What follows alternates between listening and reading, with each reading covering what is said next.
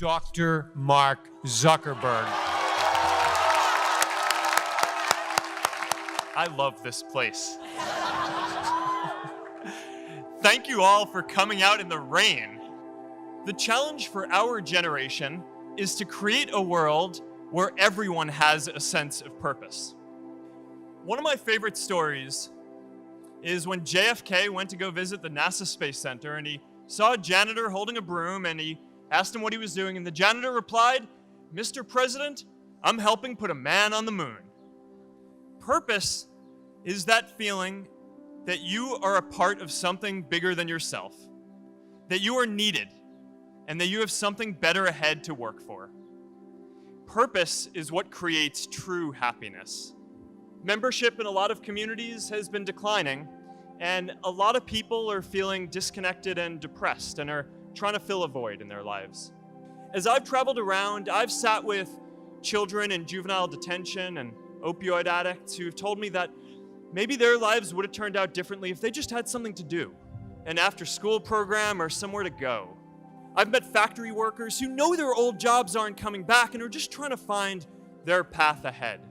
For our society to keep moving forward, we have a generational challenge to not only create new jobs, but create a renewed sense of purpose. I remember that night I launched Facebook from that little dorm in Kirkland House.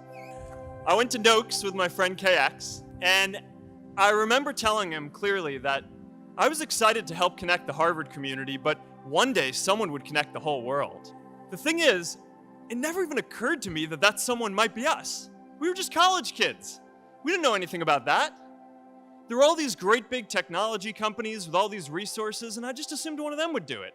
But this idea was so clear to us that all people want to connect. So we just kept working on it, day after day after day. And I know that a lot of you are gonna have your own stories just like this.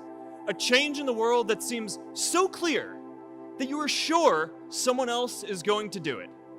But they're not. You will. But it's not enough to have that purpose yourself. You also have to create a sense of purpose for others. And I found that out the hard way. You see, my hope was never to build a company. I wanted to have an impact.